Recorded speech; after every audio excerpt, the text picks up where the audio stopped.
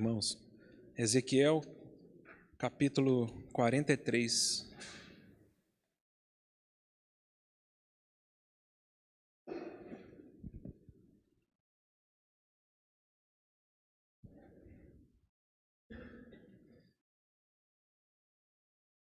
Ezequiel, no livro dele, no início do livro, ele tem uma visão da glória do Senhor saindo e se retirando do templo. Depois a glória do Senhor saindo e se retirando de Jerusalém. O Senhor vai se revelando a Ezequiel ao longo do livro e ele faz uma promessa. Talvez ali no ápice da restauração, do Vale dos Ossos Secos, onde o Senhor fala, não, eu não desisti do meu povo, não, eu vou trazer um avivamento. E aqui Ezequiel ele volta a ter uma visão agora onde a glória do Senhor volta para o templo. Louvado seja Deus por isso. E aqui no capítulo 43 de Ezequiel está tendo essa visão. E no versículo 10, o Senhor fala, tu, pois, ó filho do homem, mostra à casa de Israel este templo, para que ela se envergonhe das suas iniquidades e meça o modelo. Gostaria muito nessa manhã deixar essa expressão com os irmãos. Meça o modelo. Envergonhando-se eles de tudo quanto praticaram, faz-lhes saber a planta desta casa e o seu arranjo, as suas saídas, as suas entradas e todas as suas formas, todos os seus estatutos, todos os seus dispositivos e todas as suas leis. Escreve isto na sua presença, para que observem todas as suas instituições e todos os seus estatutos e os cumpram. E os cumpram. Observem a minha casa. Minha casa tem entradas, tem saídas, minha casa tem plantas, a minha casa tem instituições, a minha casa tem mandamentos. Mostra isso para o povo de Israel. Peça para que eles examinem isso à luz das suas obras. Sabe o que vai acontecer se eles fizerem isso? Eles vão se envergonhar. E mostra para eles que aquilo que eu dei a eles é para que eles cumpram, para que eles obedeçam. Aí, se os irmãos puderem ir comigo lá para Apocalipse capítulo 11.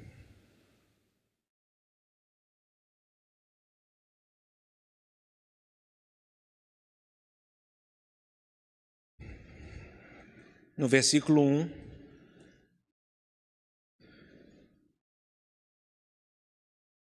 João fala, foi-me dado um caniço semelhante a uma vara, e também me foi dito, dispõe-te e mede o santuário de Deus, o seu altar e os que nele adoram. Também a João, ali em Apocalipse, foi falado para ele medir o modelo. E aqui no versículo 15, do capítulo 11, o sétimo anjo tocou a trombeta. Então, me parece que a maioria dos irmãos, isso é consenso no estudo de Apocalipse, porque o livro de Apocalipse tem seus parênteses, ele não é perfeitamente com a sincronia perfeita, O livro de Apocalipse vai e volta, tem textos que você fala, não, mas isso já aconteceu, está acontecendo de novo, e a maioria dos irmãos entendem que aqui, quando toca a sétima trombeta, já é a volta do nosso Senhor, pelo texto que nós vamos ler. E é muito interessante como João termina esse texto. Então, Apocalipse 11, 15, João fala, o sétimo anjo tocou a trombeta e houve no céu grandes vozes dizendo, o reino do mundo se tornou de nosso Senhor e do seu Cristo. Não se tornará. O reino se tornou de nosso Senhor e do seu Cristo. E ele reinará pelos séculos dos séculos. E os 24 anciãos que se encontram sentados nos seus tronos diante de Deus, prostraram-se sobre os seus rostos e adoraram a Deus, dizendo, graças te damos, Senhor Deus Todo-Poderoso, que és, que eras. Perceba que não tem o que há de vir, como aparece essa expressão no início do livro. Que és e que eras, porque ele veio, porque assumiste o teu grande poder e passaste a reinar. Na verdade, as nações se enfureceram. Chegou, porém, a tua ira e o tempo determinado para serem julgados os mortos, para se dar o galardão aos teus servos, os profetas, aos santos e aos que temem o teu nome, assim aos pequenos como aos grandes, e para destruíres os que destroem a terra. Abriu-se então o santuário de Deus que se acha no céu, e foi vista a arca da aliança. Quando nós pegamos os exemplos e as figuras do Velho Testamento, e nós fazemos isso com muita reverência e com muito amor pela bondade do Senhor em ter nos dado um texto tão rico para a nossa reflexão, alguém poderia dizer assim: ah não, você leu Ezequiel, você falou do templo, você está falando ali da casa do Senhor lá de Israel, e o Senhor, talvez isso não se aplique a nós hoje, mas eu não sei você, mas me surpreende um pouco a visão de João aqui em Apocalipse 11. É um pouco inesperado isso para mim, porque também da mesma forma, o Senhor aqui no final da sua história com a humanidade, Ele também vai falar: olha, estou te dando uma vara para que com ela você meça o santuário. E no final de todo esse processo, quando finalmente o Senhor passa a reinar e quando o Senhor desce dos céus, e quando João ouve que chegou o tempo do Senhor destruir aqueles que destroem a terra e dar o galardão aos seus santos e aos profetas, João vê no céu o santuário de Deus e a arca da aliança. E isso tem completa conexão, principalmente com Hebreus 9, se os irmãos depois estudarem e relerem Hebreus 9. Porque ali o escritor de Hebreus está dizendo: irmãos, todos esses exemplos e todas essas figuras que nós lemos e estudamos no Velho Testamento, eles nos remetem a coisas e a realidades espirituais que elas sim têm valor eterno. E ele vai dizer claramente de um santuário celestial, um santuário espiritual, né, que não foi feito por mãos humanas, mas foi nesse santuário espiritual que Jesus Cristo adentrou como sumo sacerdote dos bens espirituais. Porque o nosso Senhor Jesus, como sumo sacerdote, jamais entrou no templo de Salomão, aquele templo construído, ele jamais entrou no Santo dos Santos. Ele não era da ordem de Arão. Ele não poderia nunca entrar naquele Santo dos Santos instituído e definido para Israel. Mas de uma forma tão linda o Espírito Santo nos revela que aquilo era uma figura, era uma sombra. Hebreus 10, versículo 1, o escritor de Hebreus começa dizendo assim, obrigado. Ele diz: nós sabemos que tudo o que a lei diz é uma sombra, não é o definitivo. Ele aponta para os bens permanentes de Deus. Então, quando nós lemos o Velho Testamento, nós buscamos nele aplicações espirituais de uma realidade do Novo Testamento. É por isso que nós chamamos de Velha Aliança e Nova Aliança.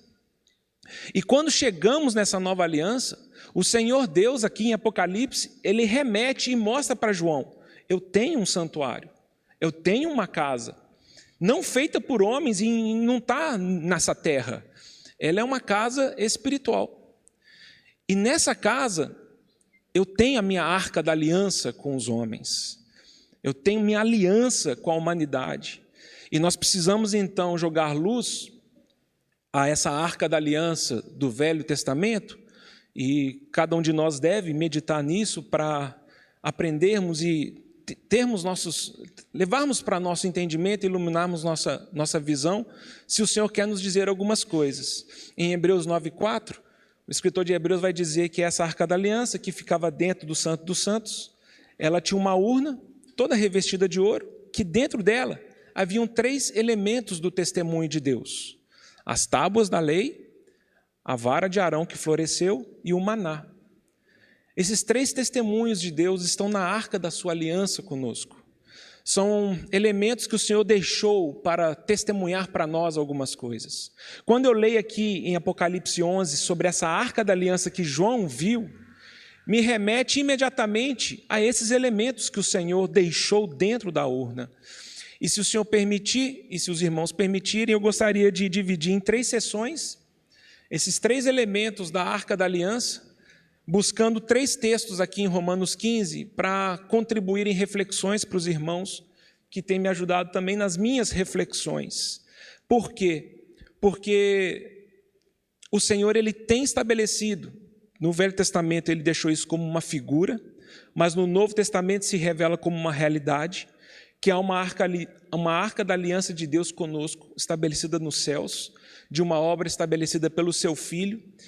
E nesses 3 elementos o Senhor está dizendo de 3 vetores ou drivers que conduzem nossa fé. É assim que eu entendo, eu convido os irmãos a meditarem depois e também tomarem suas conclusões. As tábuas da lei me dizem de uma aliança e um testemunho entre eu e Deus.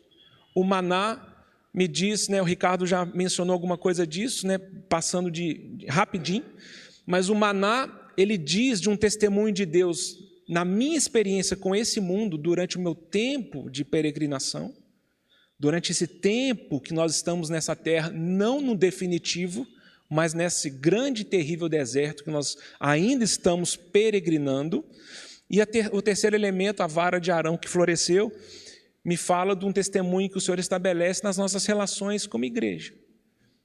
O Senhor abençoa e o Senhor determina, e o Senhor define atuações distintas uns para os outros. E eu convido os irmãos, então, a refletirem nisso, e se o Senhor permitir, nós falaremos disso nas próximas 3 sessões. Então, voltando para Romanos capítulo 15.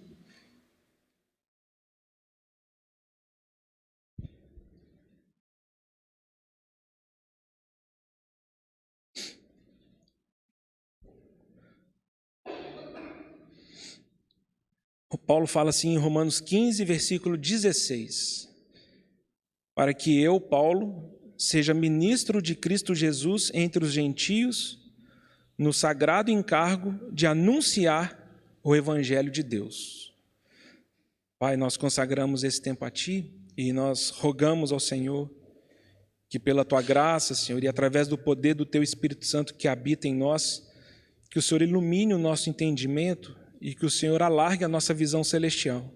Senhor, nós consagramos cada palavra e esse ambiente a Ti, para que Teu Espírito Santo, conforme a Tua determinação e graça, o Senhor possa operar e falar aos nossos corações, nos conduzindo para dentro da Tua vontade, em nome do Senhor Jesus. De tantas coisas que nós poderíamos falar sobre as leis de Deus, sobre essas tábuas da lei, que é uma aliança imutável de Deus. Então, no final de todas as coisas, lá quando João vê o final de todas as coisas, ele vê a Arca da Aliança. E essas leis de Deus colocadas na Arca da Aliança, nós poderíamos ficar o resto do ano aqui estudando, de várias abordagens. Mas eu queria falar apenas uma, e seria uma regra de hermenêutica.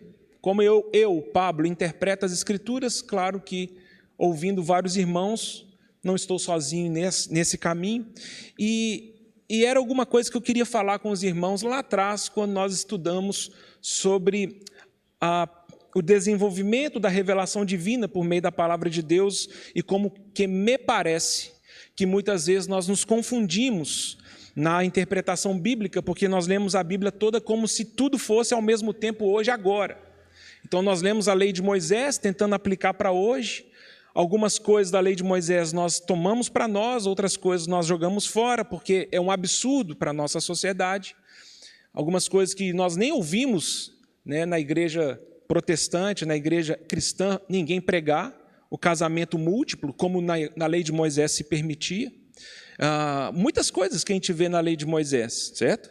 E quando eu sugeri para os irmãos lá em Romanos 15, 4, quando Paulo fala, tudo que foi escrito para o nosso ensino foi escrito, eu tenho a sensação que algumas pessoas, às vezes, e eu não sei discernir se é uma deslealdade, porque a pessoa, de uma forma interesseira, se apropria de alguma coisa porque lhe convém, ou se é uma imaturidade mesmo de entender a contradição que ela se lançou, eu não sei discernir isso, mas tem pessoas que leem a Bíblia como se fosse tudo que está escrito na Bíblia, para a nossa obediência foi escrito, mas não é isso.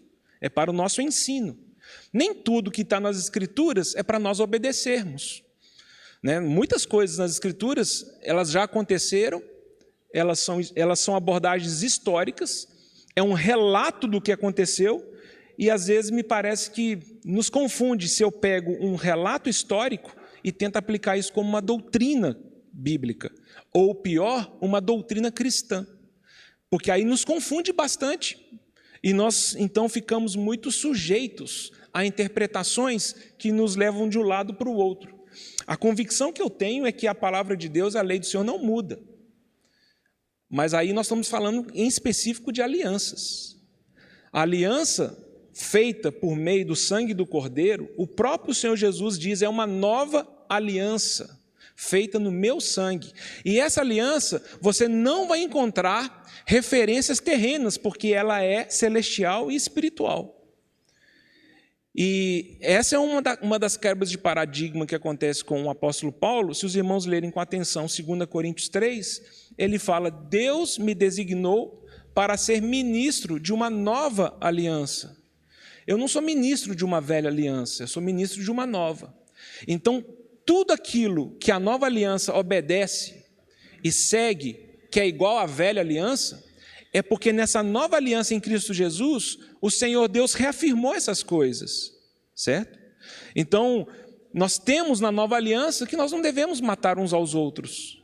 Nós temos nessa nova aliança que nós não devemos adulterar. Nós temos nessa nova aliança que nós devemos honrar pai e mãe.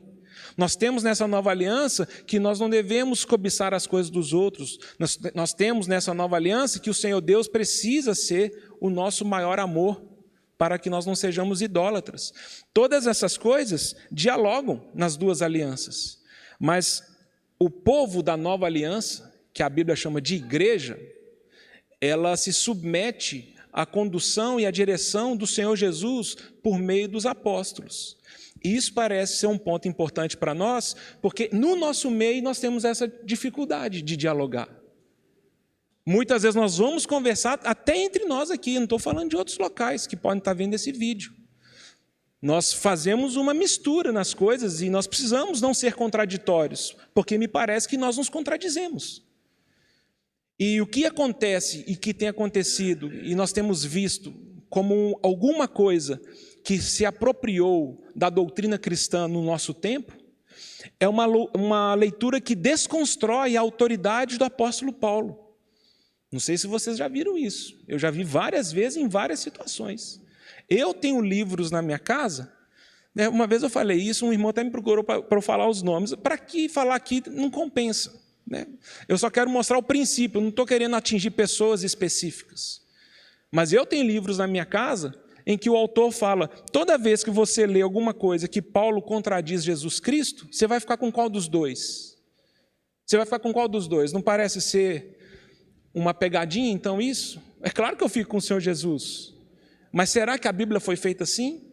Será que na nossa construção de fé, à medida que nós lemos a Bíblia, nós achamos que nós estamos aqui com duas vozes que se destoam e cada um puxa a corda para um lado? Paulo fala, eu sou ministro de Cristo Jesus, no sagrado encargo de pregar o Evangelho de Deus. Você precisa crer nisso ou não? Se você não crê nisso, você precisa ser leal com a sua fé e jogar fora metade dos livros do Novo Testamento. Porque nós temos 27 livros no Novo Testamento, sendo que 13 foram escritos por Paulo. E nós precisamos, então, construir uma fé cristã, saudável, que entende que a aliança de Deus proposta em Cristo Jesus tem suas leis que são imutáveis. Se isso não for claro para nós, essas questões nós vamos sofrer ataques e nós estaremos sujeitos a confusões espirituais. Paulo diz, eu sou ministro de Cristo Jesus.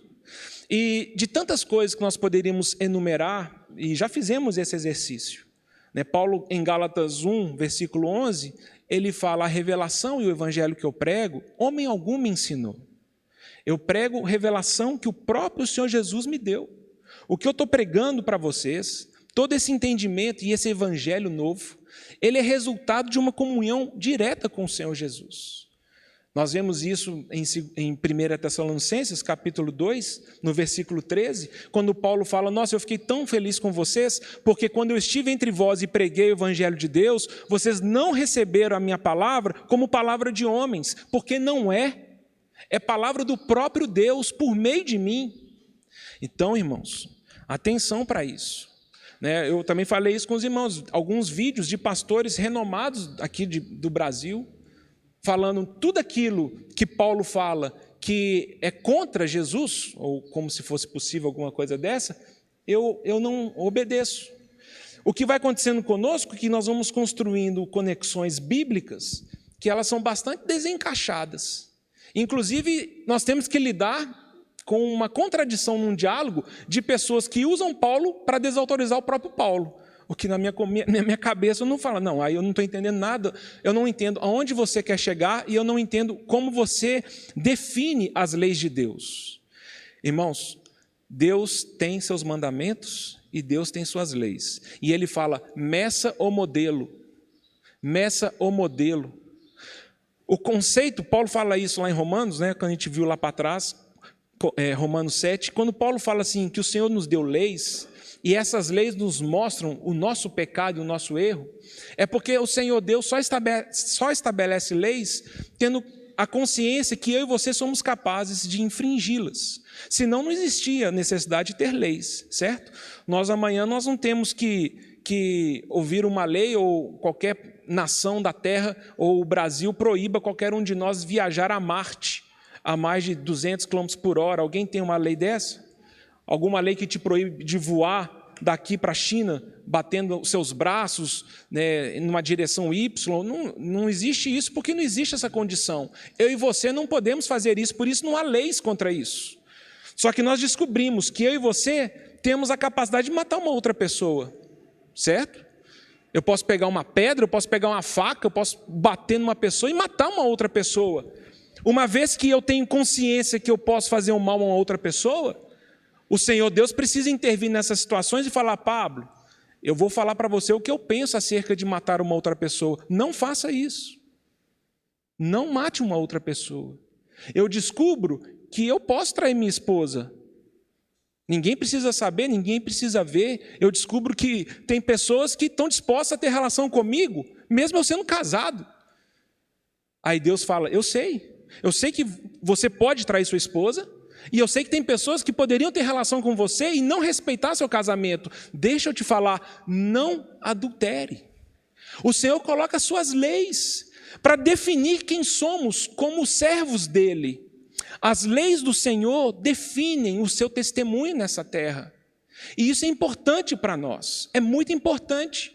Por quê? Porque o testemunho de Deus e dos valores de Deus, quando e somente quando eu obedeço os seus mandamentos. Senão a minha vida cristã, ela é apenas um discurso bonito. Mas as minhas atitudes e o meu comportamento não estão alinhados com os valores e o testemunho de Deus. Quando o Senhor Deus estabelece suas leis, Ele fala, Pablo, pergunte para mim o que eu penso acerca de rancor, acerca de mágoa, acerca de ira. Pergunte para mim, eu tenho opinião.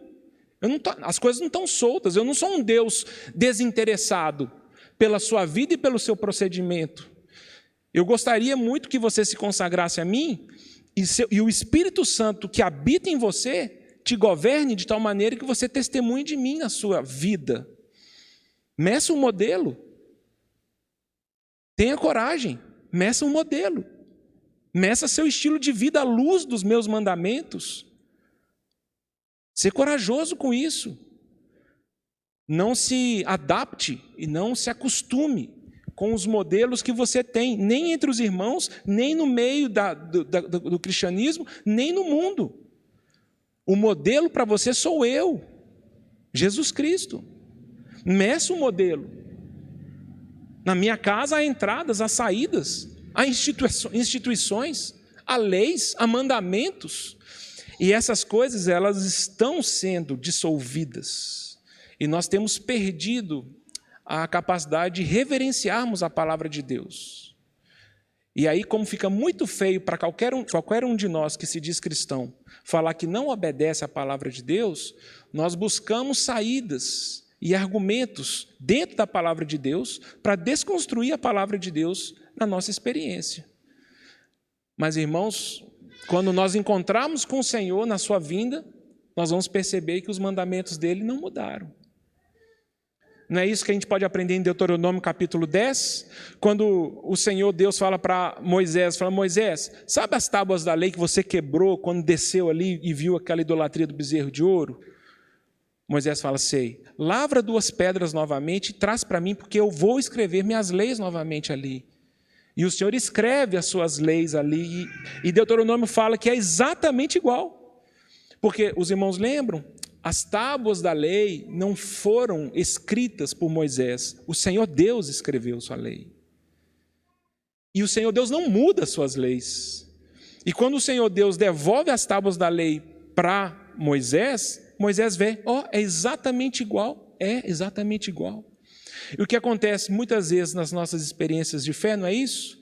É que nós nos rebelamos contra a palavra de Deus, nós nos rebelamos contra a sua lei, nos desviamos, entre aspas, é como se nós quebrássemos essas tábuas na nossa história, e em algum momento nós nos arrependemos, nos quebramos, voltamos para o Senhor. O que o Senhor faz? Ele muda a sua lei? Ele volta a apresentar a sua lei e fala, é essa lei, ela não muda, é essa lei. E se o seu coração está maleável, se o seu coração está submisso, a gente fala, Senhor, agora eu quero obedecer a sua lei. Mas o Senhor não a muda para a nossa conveniência. O Senhor não muda essas coisas para o nosso gosto pessoal. Eu queria convidar os irmãos a lermos alguns textos que talvez, estou querendo fugir dessa ideia comum que temos, né? O apóstolo Paulo, em todas as suas cartas, ele se declara apóstolo de Jesus Cristo. Eu sou enviado por Jesus Cristo. Quem me enviou é Jesus Cristo, não o Senhor Jesus histórico, judeu, nascido sob a lei, como Gálatas 4 fala. Não aquele Senhor Jesus judeu que precisava viver entre os judeus e o Senhor obedeceu à lei de Moisés. Não é isso que ele fala no Sermão do Monte? Eu não vim revogar a lei, eu vim cumpri-la. Então é importante entendermos o contexto histórico, mas depois que o Senhor Jesus ressuscitou dentre os mortos, assentou-se à destra do Pai e lhe foi dado autoridade sobre a humanidade, cumpriu-se profeticamente aquilo que ele fala em Mateus 16 para Pedro, fala, eu edificarei a minha igreja, sobre essa rocha, sobre a minha obra, sobre a obra que eu fiz na cruz do Calvário, eu edificarei um novo povo para Deus, uma nova eclesia, uma nova comunidade, muito superior a Israel, irmãos. Vemos isso em Efésios 2, quando Paulo vai dizer que o muro que separava os judeus dos gentios foi quebrado, foi destruído. Aí Paulo fala que então os judeus correram para virar judeus? Não, eu falei errado. Os gentios correram para virar judeus? É isso que Paulo fala? Paulo fala que quando o muro foi quebrado, agora os gentios podem ser judeus e servir a Deus de Moisés? É isso que ele fala? Não. Ele fala, o Senhor quebrou o muro para que dos 2 povos existisse agora um novo povo. Os judeus, que estavam mais próximos das alianças, é verdade, com os gentios, que estavam bem afastados. Mas agora os 2 são feitos um no Senhor. É um novo povo, uma nova realidade de moralidade, nova realidade de santidade, novo chamado, novo poder espiritual, porque agora o Espírito Santo habita em nós. É isso que Paulo está trazendo. E quando nós lemos, por exemplo, em João capítulo 16,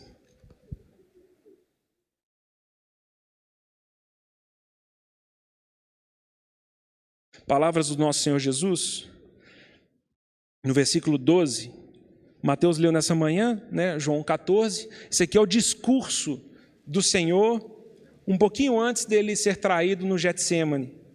Na noite em que o Senhor foi traído, o Senhor fala assim no versículo 12, tenho ainda muito que vos dizer, mas vós não o podeis suportar agora. Quando vier, porém, o Espírito da verdade, ele vos guiará a toda a verdade, porque não falará por si mesmo, mas dirá tudo o que tiver ouvido, e vos anunciará as coisas que hão de vir. Ele me glorificará, porque há de receber do que é meu, e vou-lo-á de anunciar. O Senhor, ele deixa essa promessa para os seus discípulos. Muitas coisas eu tenho que vos dizer, muitas coisas. Eu não vou dizer agora. Mas quando eu for para o Pai, eu vou enviar o meu Espírito Santo. E Ele vai vos ensinar. Então, o que a teologia chama do ministério do Espírito Santo. Que o Senhor usa o Espírito Santo para ungir pessoas, para trazer os seus ensinos à igreja dele. Então, eu queria convidar os irmãos a considerarem algumas passagens aqui no livro de Atos, para a gente talvez ter mais clareza se realmente, quando nós lemos o apóstolo Paulo e quando nós lemos essa sentença do versículo 16 do capítulo 15 de Romanos, eu sou apóstolo de Cristo Jesus, ministro de Cristo Jesus, para pregar o evangelho de Deus, qual que é a força disso na sua reflexão e nas decisões que você toma com respeito à sua vida cristã? Paulo fala lá em 1 Timóteo 1,12, que ele era grato ao Senhor Jesus, que o considerou fiel, designando-o para o ministério. Por que isso? Paulo foi fiel diante do Senhor Jesus, tudo aquilo que o Senhor Jesus deu e passou para Paulo, Paulo foi fiel. E Paulo então ensinou à igreja aquilo que quem o ensinou? O próprio Senhor Jesus. Então aqui em Atos capítulo 9, um relato aqui da conversão de Paulo, no caminho de Damasco. Aqui fala assim, versículo 15. O Senhor aqui dizendo não a Paulo, mas a Ananias. O Senhor lhe disse, vai, porque este é para mim um instrumento escolhido para levar o meu nome perante os gentios e reis, bem como perante os filhos de Israel. Pois eu lhe mostrarei quanto lhe importa sofrer pelo meu nome. Algum irmão tem aquela Bíblia que as palavras do Senhor são em letra vermelha? Alguém tem aí? Está em vermelho aqui? Eu vou perguntando para vocês se está em vermelho os textos que nós vamos ler aqui, tá? Eu não tenho uma Bíblia dessa, vocês acreditam? Fiquei procurando semana toda lá em casa. Falei, deixa eu procurar aquelas que tem a palavra do Senhor em vermelho. Eu tenho umas 20 Bíblias, eu não tenho nenhuma dessas. Mas quem está dizendo isso aqui para Ananias? O Senhor Jesus. O Senhor Jesus glorificado. O Senhor Jesus cabeça da igreja. O Senhor Jesus com pensamentos de salvação para toda a humanidade. Extrapola Israel. Ele fala para Ananias, ele é o meu servo. E eu tenho um ministério para ele. Vamos abrir aqui em Atos 23.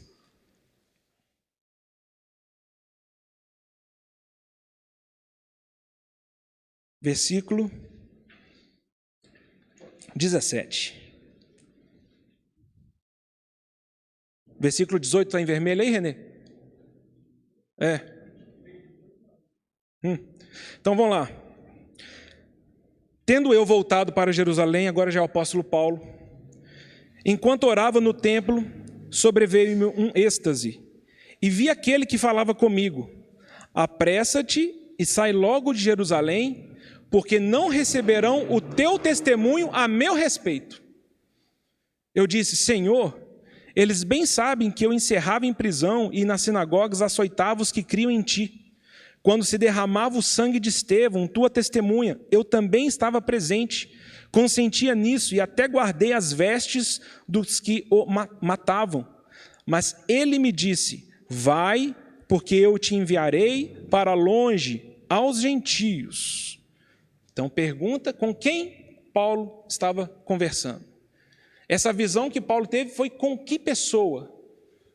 Quando essa pessoa fala assim, eles não ouvirão o teu testemunho a meu respeito. Vai para os gentios, estou te enviando para os gentios, não para os judeus. Quem que é essa pessoa? Não é o Senhor Jesus? Seria uma outra pessoa? Alguma outra pessoa que poderia estar dialogando com Paulo? E não está em vermelho, né, Renê? Eu estou lendo errado, é 22. Renê, então eu que estou errado. Graças a Deus está em vermelho. Por quê? Porque o Senhor Jesus está dizendo, irmãos. É o Senhor Jesus que está dizendo, ninguém me corrigiu aqui, hein, gente? 22, 17. Oh, meu Deus, está vendo? 22, 17 e 18. Começa 17, 18, 19 a 21. Agora nós vamos para 23, 11. Está em vermelho também, ó. Na noite seguinte, o Senhor, pondo-se ao lado de Paulo, disse: coragem, pois do modo por que deste testemunho a meu respeito em Jerusalém, assim importa que também o faças em Roma. O Senhor Jesus aparece para Paulo e fala: coragem, eu estou com você, continue dando testemunho de mim. É o Senhor Jesus, irmãos. Atos 26, versículo 14. Paulo aqui vai dizer da sua experiência de conversão e fala: caindo todos nós por terra, ouvi uma voz que me falava em língua hebraica: Saulo, Saulo, por que me persegues? Dura coisa é recalcitrares contra os aguilhões. Então eu perguntei: quem és tu, Senhor? Ao que o Senhor respondeu: eu sou Jesus, a quem tu persegues. Mas levanta-te e firma-te sobre teus pés, porque por isso te apareci, para te constituir ministro e testemunha, tanto das coisas em que me viste, como daquelas pelas quais te aparecerei ainda, livrando-te do povo e dos gentios para os quais eu te envio, para lhes abrir os olhos e convertê-los das trevas para a luz e da potestade de Satanás para Deus, a fim de que recebam eles remissão de pecados e herança entre os que são santificados pela fé em mim. Aí nós temos um versículo muito conhecido nos nossos meios, né? Muitos irmãos usam ele, que ele fala: pelo que, ó rei Agripa, não fui desobediente à visão celestial. Irmãos, quando você e eu lemos as epístolas de Paulo, nós não podemos, por um segundo sequer, duvidar que o nosso Senhor Jesus estava conduzindo ele nessas determinações. Não é possível isso para nós. Se você pensar de uma forma diferente, se você duvidar que Paulo era um ministro de Cristo Jesus, enviado por Deus para pregar o Evangelho, então a sua base começa a se estribar onde? Você começa a obedecer o quê? O seu modelo é medido por onde ou pelo quê? Usando versículos bíblicos, descosturados, desconectados? É sério. Irmãos, lembrem-se, o Senhor Jesus foi tentado por Satanás no deserto, Satanás sapecou um versículo no Senhor, está escrito. Mas o Senhor tinha muita clareza, ele fala: mas também está escrito. Nós precisamos entender as Escrituras, para quê? Para que a gente não se perca numa vida que desonra o Senhor Jesus. Porque quando você e eu desacreditamos a autoridade apostólica em nome de Cristo, você está duvidando da obra de Cristo por meio dos apóstolos. E, entre aspas, num nome de amor ao Senhor Jesus, você, na verdade, está falando: não acredito, não acredito, não acredito, não acredito. O Senhor não estava com Paulo, o Senhor não definiu Paulo, Paulo não é essa pessoa. Eu começo a construir, definir e levantar uma outra imagem de Jesus Cristo, que me convém e me interessa. Qual que é a dificuldade que nós temos tido nos dias de hoje com respeito à palavra autoritativa de Paulo no Novo Testamento? Eu tinha um colega de trabalho que ele brincava comigo, ele era ateu, e era muito conhecedor da Bíblia e tal, e ele falava assim: não, vocês não deveriam ser chamados de cristãos, vocês deveriam ser chamados de paulinos, porque vocês obedecem mais a Paulo do que a Jesus. Depois de você ler esses textos, o que você falaria para uma pessoa dessa? Você está errado. Paulo era servo do meu Senhor Jesus. Paulo foi usado pelo meu Senhor Jesus. Paulo não tirou da cachola dele essas ideias, esses mandamentos. Os irmãos perceberam nessa expressão interessante que Paulo fala aqui em Atos 26, quando o Senhor Jesus fala para ele que eu sou Jesus a quem tu persegues, né? E fala assim: eu te aparecerei outras vezes ainda. O Senhor escolheu Paulo para ser um vaso, para trazer doutrina acerca da sua vontade. O modelo do Senhor Jesus para o seu povo, ele se vê muito claramente nas epístolas de Paulo. E é por isso que Paulo, nós temos muita dificuldade às vezes de aceitar. Então, nós já vimos isso outras vezes, existem livros escritos, pregações feitas, eu acho que eu já falei disso aqui. Faz muito sentido quando alguns irmãos estudando a Bíblia perceberam que Pedro foi chamado pelo Senhor Jesus ao ministério pescador, lançando as redes. Os irmãos lembram disso? João foi chamado pelo Senhor como pescador, costurando as redes. Então muitos irmãos dizem assim, parece que o Espírito Santo está nos dando uma indicação que entre os apóstolos, o Senhor também levantou pessoas com ministérios específicos. O apóstolo Pedro é aquele que lança as redes. O apóstolo Pedro é aquele enviado pelo Senhor Jesus para falar no Pentecoste, né, naquela festa de Pentecoste. A primeira pregação aos samaritanos é feita pelo apóstolo Pedro. A primeira pregação aos gentios é feita pelo apóstolo Pedro, lá em Atos 10, na casa de Cornélio. Pedro é aquele que o Senhor fala para ele jogar as redes. No final do primeiro século, para os irmãos terem essa noção histórica, Pedro e Paulo já estavam mortos há 25 anos, pelo menos. 25 anos. O Senhor levanta João para escrever suas cartas e escrever seu evangelho, já com esse propósito de costurar as redes. E as redes se costuram pelo amor. Paulo não diz isso? Qual que é o vínculo da perfeição? O que nos liga de uma forma perfeita? É o amor. Não é amizade, camaradagem, não é pensarmos a mesma coisa, não é status social. O vínculo da perfeição é o amor. É um compromisso inegociável com o outro. E aí, quando nós falamos amor, jogamos luz de Coríntios 13, porque o amor não se acaba, o amor não termina. É o amor de Deus, é claro que nós estamos falando do amor de Deus, o ágape. Tudo espera, tudo crê, tudo suporta. Esse é o vínculo que fala, você não está entendendo, nada pode nos romper, porque nós fomos batizados para uma só realidade. Jesus Cristo é aquilo que nos liga. João foi chamado para costurar as redes. As cartas de João, no final do século, tem muito esse propósito. O evangelho de João é um caminhar muito diferente dos 3 primeiros evangelhos, os sinópticos, porque João ele vai mostrar alguns aspectos importantes da divindade do Senhor que precisam costurar nossas relações. E Paulo? Qual que era a profissão de Paulo? Paulo não era pescador, Paulo construía tendas. Então alguns irmãos dizem que o Senhor levanta Paulo para estabelecer os padrões e levantar a casa de Deus. É isso que Paulo fala, por exemplo, em Efésios 2, que nós somos edifício de Deus, onde a rocha é Jesus Cristo, a pedra fundamental é Jesus Cristo, mas nós somos edificados no fundamento dos apóstolos. Que apóstolo? O apóstolo do século 21, que uma comunidade, uma denominação o definiu apóstolo? Que apóstolo? Várias pessoas que foram passando na história da igreja ao longo desses 2000 anos? Não, Paulo está falando dos apóstolos do Senhor Jesus, enviados com poder espiritual para definirem o padrão.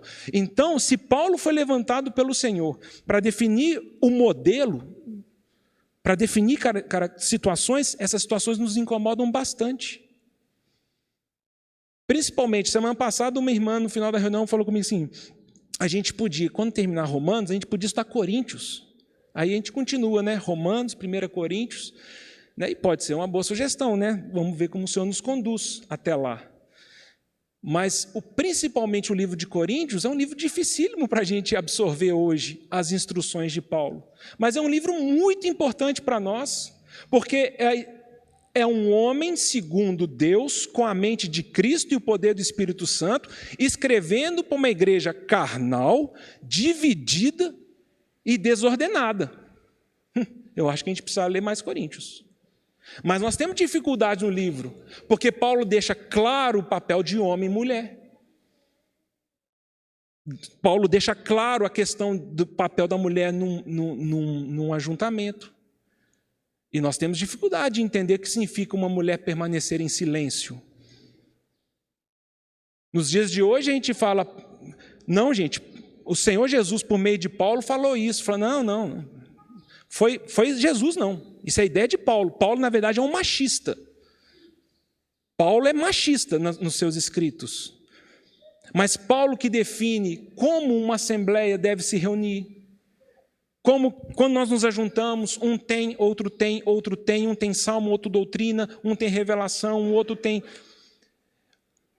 Paulo não tem nos seus registros a ideia de uma comunidade centrada numa pessoa, muito menos na expressão pastor, que não aparece no Novo Testamento, a não ser para uma pessoa só. Jesus Cristo. Paulo que fala, irmãos, uma assembleia local deve se reunir e deve constituir presbíteros. E tem irmãos que falam, não tem presbítero mais não. Não, e tem que ter qualificação para esses presbíteros. Não, vamos ignorar as qualificações. E no serviço da mesa, dessa mesa oficial, estabeleçam diáconos. É Paulo que vai dizer como que nós devemos, o que para o Senhor Jesus, como cabeça da igreja, o que é inaceitável. E atitudes e práticas que pessoas que fazem não herdarão o reino de Deus. Não é isso que ele fala em Coríntios 6? Não vos enganeis. Por que Paulo fala isso? Porque nós podemos nos enganar. Aí nós lemos lá que efeminados e sodomitas não herdarão o reino de Deus. Acho que talvez para quase todos nós aqui, nós não temos dificuldade nenhuma de aceitar isso. Eu sei. Não, mas Paulo fala também dos bebedores, dos avarentos, dos ladrões, dos maldizentes, dos adúlteros, dos fornicadores. Não herdarão o reino de Deus. Aí nós saímos por uma tangente exegética e hermenêutica de que o Senhor Jesus procurava os pecadores. Claro, o Senhor procura os pecadores, mas o Senhor nunca consentiu com o pecado. Toda a palavra do Senhor para os pecadores é arrependa-te. Aí nós falamos que Paulo é legalista. Ou como um pastor aí famoso fala, não é por causa de 2 ou 3 textos que condenam o homossexualismo que eu vou condenar o homossexualismo. É por causa de quem, então, que você não condena o homossexualismo? É porque nós não medimos o modelo de Deus na nossa vida. Nós não falamos, Deus, é a tua régua, é a tua medição. Não é o que eu sinto, não é o que eu quero. Quando Paulo fala em Coríntios 5, quando ele ordena que eles expulsem do meio deles o malfeitor, quando ele fala que eles deveriam praticar disciplina, e pessoas que praticam infâmias em nome de Jesus Cristo sejam entregues a Satanás, nós temos 2 caminhos. Ou nós entendemos que essa é a mente do Senhor Jesus, o Deus da igreja, ou realmente Paulo ele errou a mão completamente e ele não tinha o Espírito de Cristo. Mas nós precisamos tomar essa decisão, irmãos. Nós precisamos falar qual modelo eu meço. Essa expressão em nome do Senhor Jesus, Paulo também dá lá aos Tessalonicenses, 2 Tessalonicenses capítulo 3, eu ordeno em nome do Senhor Jesus que vocês se afastem de todos os irmãos que andem desordenadamente. Aí você lê isso, você fala, não, mas é minha filha. Não, Deus é cheio de amor, não é? Eu não vou obedecer isso, não. É meu filho, é meu primo, é meu melhor amigo, é minha amiga. Em nome do Senhor Jesus, afaste-se de quem anda desordenadamente. Os irmãos percebem que medir o modelo para nós não é tão fácil. Não é tão fácil. Medir o outro é facinho, facinho. Você pegar a sua régua e medir a vida do próximo, ó. Agora, você tem coragem de medir a sua vida pelo modelo de Deus? Senhor, é o que o Senhor fala, não o que eu penso, desejo ou quero. Não é pelo que o Pablo pregou, não é pelo que fulano falou, é o teu modelo, Senhor. 1 Coríntios 7,10. Ordens do Senhor. O Senhor ordena que a mulher não se aparte do seu marido, e que se apartar do seu marido, que não se case de novo, ou então que reconcilie-se com seu marido. E o homem não se aparte da sua mulher. Ordens de quem que Paulo fala? Do Senhor. Mas nós temos transformado o papel da mulher e do homem em coisas fúteis, nós temos feito que o casamento seja uma coisa descartável, nós temos feito que a santidade de Deus seja uma coisa descartável, nós não valorizamos a santidade de Deus, meu corpo, minhas regras, sendo que o Senhor Jesus, por meio do Espírito Santo, no Paulo fala, não, o cristão tem que falar, meu corpo, santuário de Deus.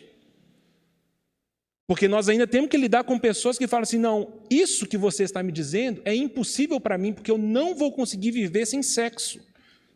E não é de adolescente que a gente escuta isso, não. É de homem velho e barbudo. Literal, expressão, tá, irmãos? É homem que fala assim, eu não consigo viver sem sexo. Fala, muito bem, parabéns, nota 0 para você.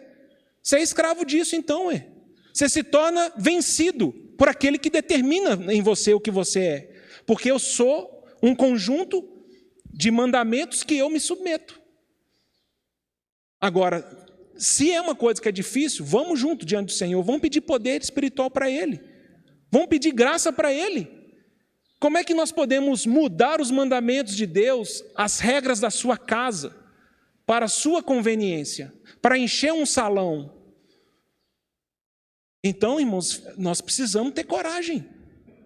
E cada um de nós precisa voltar para o Senhor e meditar. Se eu estou falando uma bobagem para você, você joga fora.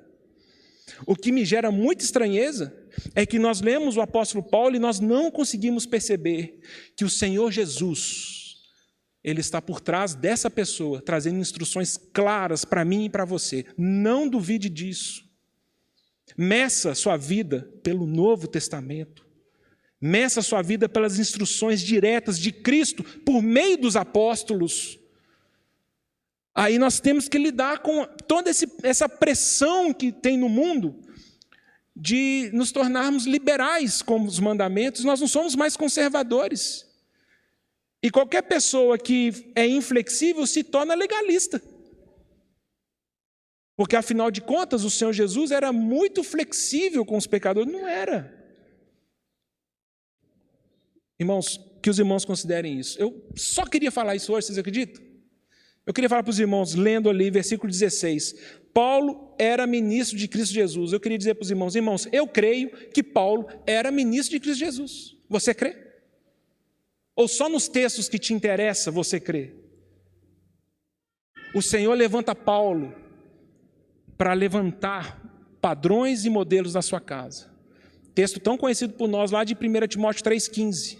Quando Paulo fala para Timóteo, saiba de como você deve se comportar na casa de Deus. Escrevo-te estas coisas para que você saiba como você deve proceder na casa de Deus, coluna e baluarte da verdade. E eu termino, irmãos, essa reflexão querendo trazer um encorajamento que é mais profundo do que esse e mais importante. Porque nenhum de nós aqui é obrigado a concordar com nenhum de nós, certo? Você não precisa concordar com minhas reflexões, minhas conclusões, inclusive elas estão todas abertas na mesa. Não tem dificuldade nenhuma de revê-las. Só que existe um caminho que eu acho que todos nós deveríamos estar buscando ansiosamente e anelando diante do Senhor, e aí sim é um encorajamento que eu acho que é absoluto para cada um de nós. Nós precisamos amar a palavra de Deus. Nós precisamos amar a palavra de Deus. E quando eu falo amar a palavra de Deus, significa que ela começa a definir quem eu sou, e não que eu defino quem ela é. E quando eu falo que a palavra de Deus tem que ter autoridade e ela tem que definir meu caráter, significa que eu não leio a palavra de Deus para definir e modelá-la segundo a minha vontade. Essa é uma batalha que existe nos nossos corações e entre nós como igreja. Abandonarmos a palavra de Deus, relativizá-la, não sermos absolutos, não percebemos a loucura em que entramos, nem o padrão de vida que nós vivemos, porque a palavra de Deus nos leva a Cristo, e nós amamos a Cristo, e nós queremos saber o que Ele pensa acerca de todas as coisas, e o Senhor usará no meu dia a dia, de uma forma inequívoca, direta, a palavra dEle. O Senhor usa irmãos, o Senhor usa irmãs, o Senhor usa pregações, mas não substitua isso pela palavra de Deus. E por um tempo com a palavra de Deus, e um tempo de meditação na palavra de Deus.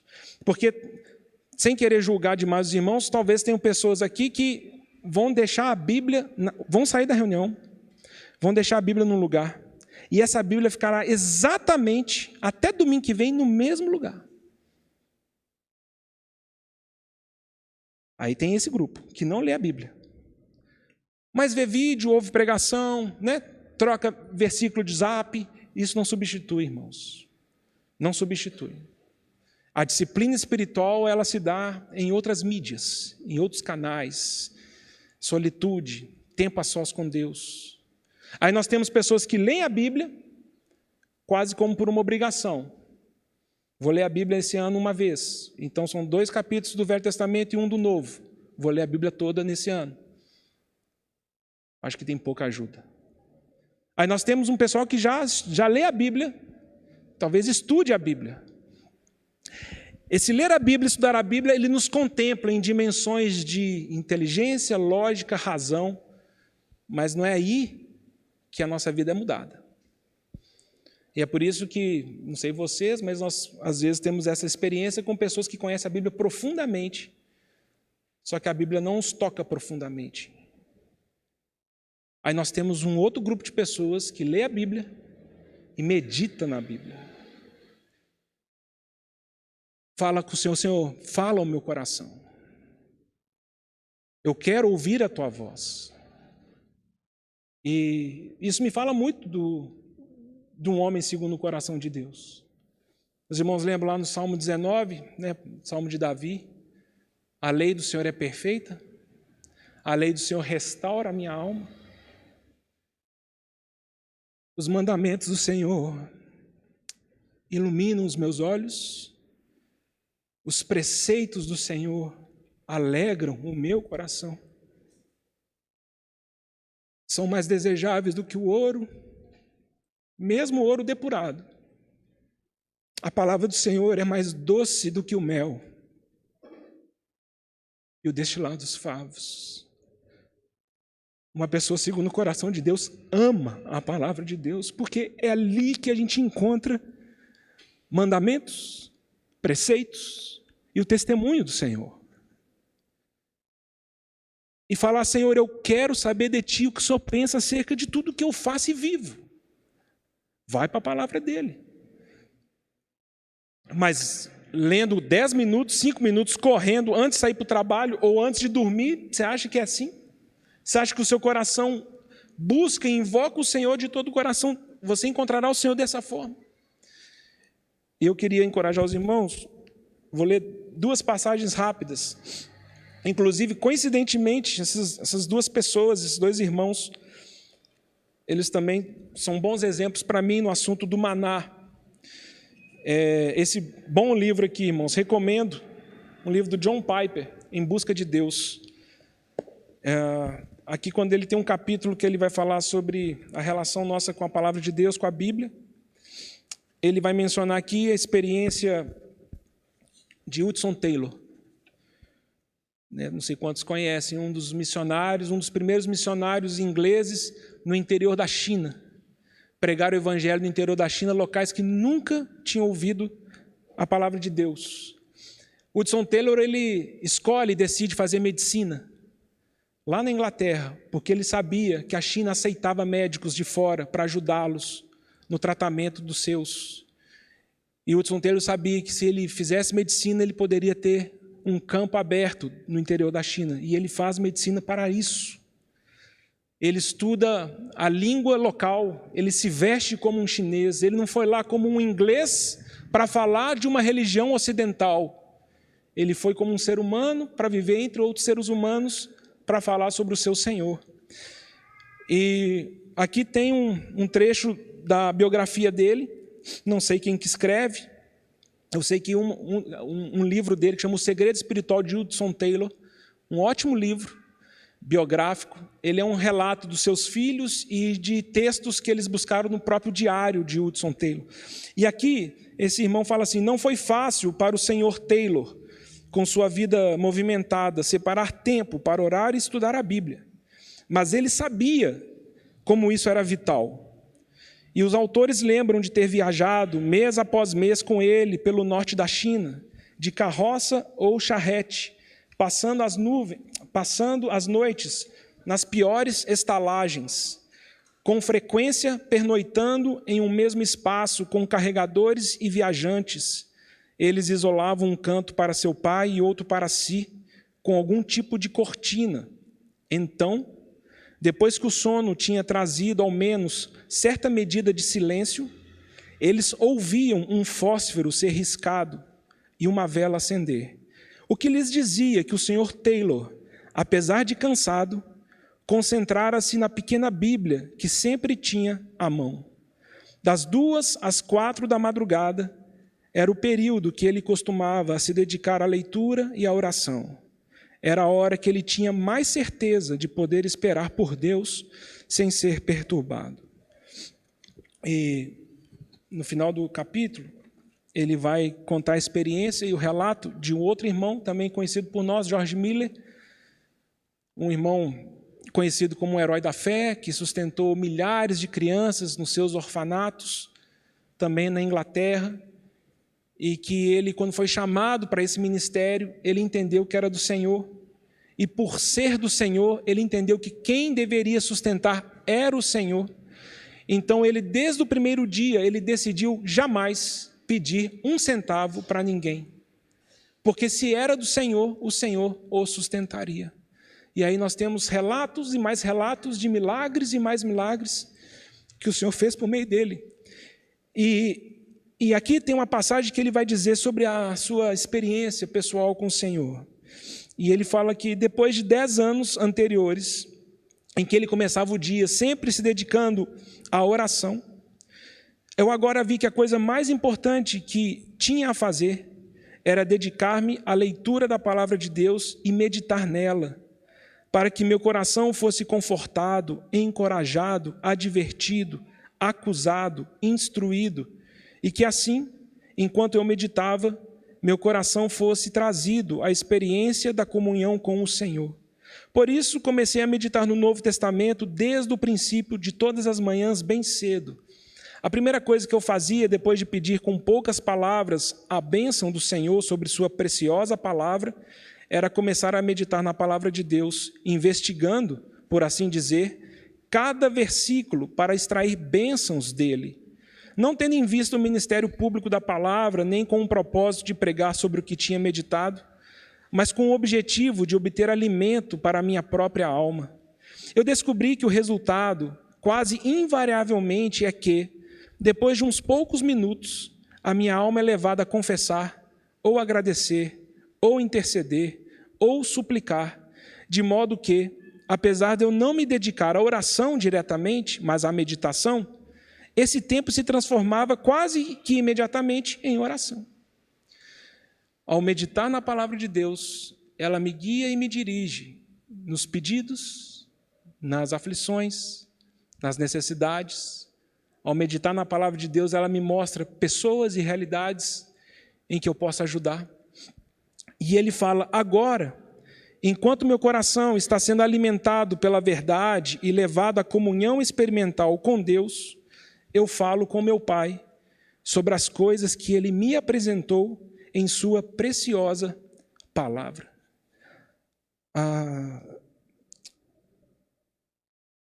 Há uma guerra, irmãos, para que as coisas santíssimas e preciosíssimas de Deus, elas não sejam santíssimas e preciosíssimas para nós. Há uma batalha para que a palavra de Deus deixe de ser a palavra de Deus para você. E talvez a gente consiga ver muito isso, claro, no nosso comportamento e na forma como nós administramos nosso tempo. Eu até falei com os irmãos, eu queria encorajar os irmãos a fazermos essa oração de vem brilhar, vem queimar, vem resplandecer o primeiro amor em minha vida. Eu queria ler com os irmãos também essas palavras do salmista, provavelmente Davi, no Salmo 119, como ele começa esse salmo. Perceba se não é alguém que foi capturado e está comprometido com a palavra de Deus. Versículo 1 do capítulo 119 dos Salmos. Bem-aventurados os irrepreensíveis no seu caminho, que andam na lei do Senhor. Bem-aventurados os que guardam as suas prescrições e o buscam de todo o coração. Não praticam iniquidade e andam nos seus caminhos. Tu ordenaste os teus mandamentos para que os cumpramos à risca. Oxalá sejam firmes os meus passos para que eu observe os teus preceitos. Então não terei de que me envergonhar quando considerarem todos os teus mandamentos. Render-te-ei graças com integridade de coração, quando tiver aprendido os teus retos juízos. Cumprirei os teus decretos, não me desampares jamais. De que maneira poderá o jovem guardar reto ou puro o seu caminho, observando-o segundo a tua palavra? De todo o coração te busquei, não me deixes fugir aos teus mandamentos. Guardo no coração as tuas palavras para não pecar contra ti. Bendito és tu, Senhor. Ensina-me os teus preceitos. Com os lábios tenho narrado todos os juízos da tua boca. Mais me regozijo com o caminho dos teus testemunhos do que com todas as riquezas. Meditarei nos teus preceitos e as tuas veredas terei respeito. Terei prazer nos teus decretos. Não me esquecerei da tua palavra. Que o Senhor ganhe os nossos corações e a palavra do Senhor volte a ter a primazia e a importância naquilo que nos define como seres humanos. Eu li recentemente a história de um grupo de seminaristas que saíram em 1940, saíram dos Estados Unidos e foram para a Inglaterra para conhecer a casa, o seminário, o trabalho que John Wesley desenvolveu lá. John Wesley, um dos maiores avivalistas da Inglaterra, e esses seminaristas, esses jovens que foram lá, eles foram conhecendo a casa e foram conhecendo os ambientes, e eles chegaram no quarto onde John Wesley dormia, e ali o guia foi instruindo e mostrando ali que tinha cama, e eles falaram assim: atente-se aqui no carpete, no pé da cama de John Wesley. Percebam que há como se fossem dois buraquinhos desse carpete desgastado. Tem quase um buraco no carpete. Então muitos acham que era ali que John Wesley ajoelhava e orava. E por tantos anos ajoelhados ali, o carpete foi gastando. E a história conta que eles então foram embora e quando entraram no ônibus, sentiram falta de uma pessoa, um dos estudantes. E aquele professor voltou e quando entra naquele quarto, encontra aquele estudante ajoelhado exatamente naqueles dois buraquinhos, orando: Senhor, faz de novo. Senhor, eu te peço, faz de novo. E aquele jovem era Billy Graham. E nós sabemos como que o Senhor usou Billy Graham como um grande evangelista nos Estados Unidos. É que eu não sei, irmãos, é porque nós nem oramos, faz de novo para o Senhor mais. Nós nem oramos para o Senhor: Senhor, faz de novo em minha vida, Senhor. Faz de novo, Senhor. Eu esqueci como que é amar tua palavra, Senhor, faz de novo. Eu não tenho prazer na tua palavra mais, Senhor, faz de novo. Nós nos encontramos para orar, nós não oramos para o Senhor fazer de novo. Nós não oramos para o Senhor avivar a nossa realidade. Está tudo certo. Vida que segue. Senhor, faz de novo. Eu quero amar a tua palavra, eu quero ouvir a tua voz. Eu quero medir a minha vida segundo o teu modelo, Senhor. Faz de novo. Terei respeito pela tua palavra. Nos teus mandamentos meditarei. Não me esquecerei dos teus mandamentos, Senhor. Que o Senhor possa falar aos nossos corações, irmãos. Que o Senhor avive a sua obra em nós. Interpretação bíblica, nós temos diferenças, né? Mas um coração, segundo Deus, não tem diferença. Podemos divergir de muitas coisas, mas alguma coisa tem que ser comum a nós: amar a palavra de Deus, ter respeito pela palavra de Deus, ela ser lâmpada para os nossos pés, ela definir o nosso caráter, ela ter o poder de mudar nosso futuro, nossas noções de moralidade, destruir a idolatria que fica tão escondida e fazer que Jesus Cristo seja Senhor de nós em todas as coisas, né? Que o Senhor fale aos nossos corações e reavive a sua obra em nós.